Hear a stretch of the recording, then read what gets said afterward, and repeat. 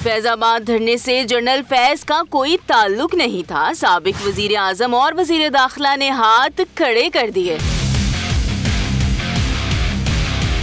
Media reports के मुताबिक फैजाबाद धरने के वक्त भी लीगी हुकूमत के पास इसके पीछे जनरल फैज हमीद का हाथ होने का कोई सबूत नहीं था, जबकि ताज़ा बयान में साबिक वजीर आजम और वजीर दाखिला ने इस हवाले से कयास आराइयों की तरदीद कर दी है। उस वक्त के वजीर आजम शाहिद खाकान अब्बासी और वजीर दाखिला एहसन इकबाल ने मीडिया को बताया कि इनके पास किसी किस्म के शवाहिद थे और ना सरकारी सतह पर ऐसी मालूमात कि जिससे पता चले फैजाबाद धरने के पीछे जनरल फैज थे। इस हवाले से सहूलतकारी के कुछ वाकयाती शवाहिद जरूर थे, मगर साबिक ISI chief general Faiz Hamid का नाम लेना कयास आराई होगा। साबिक वजीर आजम शाहिद खाकान अब्बासी के मुताबिक उन्होंने मुमकिना मुआहदे की सूरत में डिप्टी कमिश्नर वगैरह के दस्तखत कराने का कहा था, मगर मामलात फाइनल होने के बाद इन्हें बताया गया कि मुआहदे पर खुद एहसन इकबाल और जनरल फैज ने दस्तखत कर दिए। इस हवाले से साबिक वजीर दाखिला एहसन इकबाल कहते हैं कि जनरल फैज का इसरार था कि अगर उन्होंने मुआहदे पर दस्तखत ना किए तो TLP वाले इसे कबूल नहीं करेंगे। दूसरी जानिब सुप्रीम कोर्ट की हिदायत पर फैजाबाद धरने से मुतालिक इंक्वायरी कमीशन ने अपना काम शुरू कर दिया है, जिसके बाद इस उम्मीद का इजहार किया जा रहा है कि धरने के पीछे कार फरमा किरदार और मुहर्रकात जल्द या बदेर कौम के सामने